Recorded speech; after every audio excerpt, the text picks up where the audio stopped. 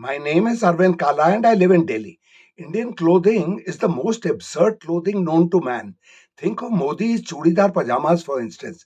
Think of how he gets into them. The most absurd thing about the Chooridaar pajamas is that they taper from upper thigh right to the ankle.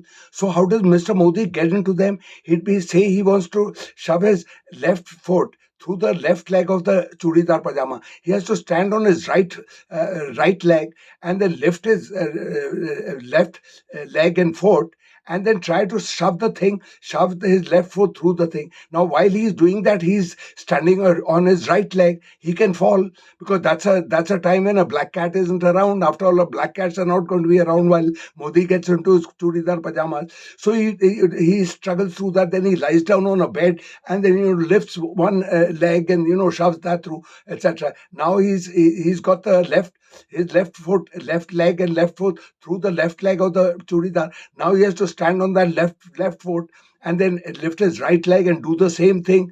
Getting back into the and then shoving his right foot through the right leg of the churidar pajama. Why should a time short prime minister get into contortions like that? It's a very silly piece of clothing, but Mr. Modi persists with it because he persists with anything he does. To be fair to Modi didn't blaze this trail. It was Jawaharlal Nehru who did this 75 years ago. He started wearing churidar pajamas.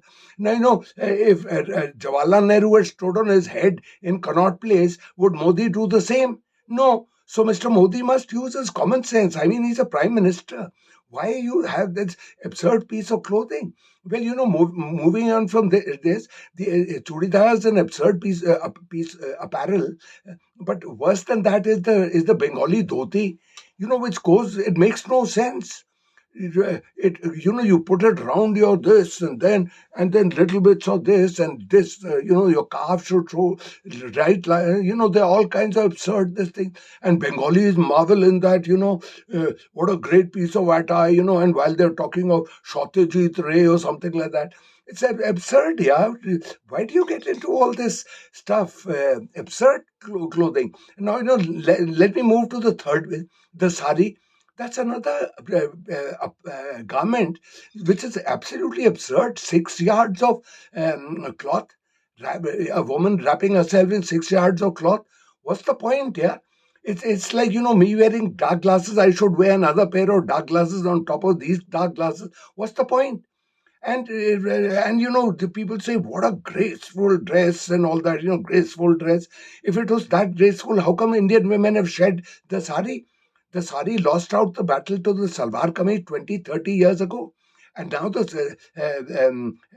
but here they say wonderful dress, wonderful dress, wonderful dress.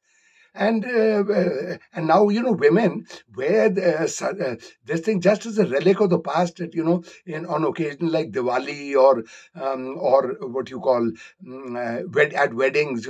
Silk saris wrapped around. It's become one of those throwback to the past.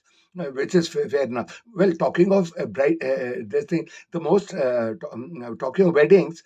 I mean, look at the absurdity of what these Hindu bridegrooms wear. They're wearing normal Western attire every day of their life. But on that particular day, they'll get into that absurd churidar of Modi's and they'll have a long achkan, coming up to their knees. And then otherwise they drive a car. But then that day they'll get onto a mare. And then they'll wear a turban, a Maharaja turban. Otherwise, they're not wearing anything, yeah. So I had the misfortune of wearing one of those turbans as a Bharati, and midway through the Bharat or something, a chap came and he whipped off the turban from my head because he had rented it to all our Bharatis, and now it was time for him to plonk those turbans on some other Bharati's heads. This is how absurd India is. India, you can have a damn good time if you appreciate the absurd like I do. So everything here is absolutely absurd, yeah.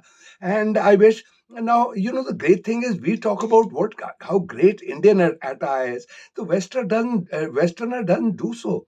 The Western suit, male suit, etc., and the Western the skirts and tops favored by Westerners, which started in Europe, they spread all over the world from Korea to Taiwan to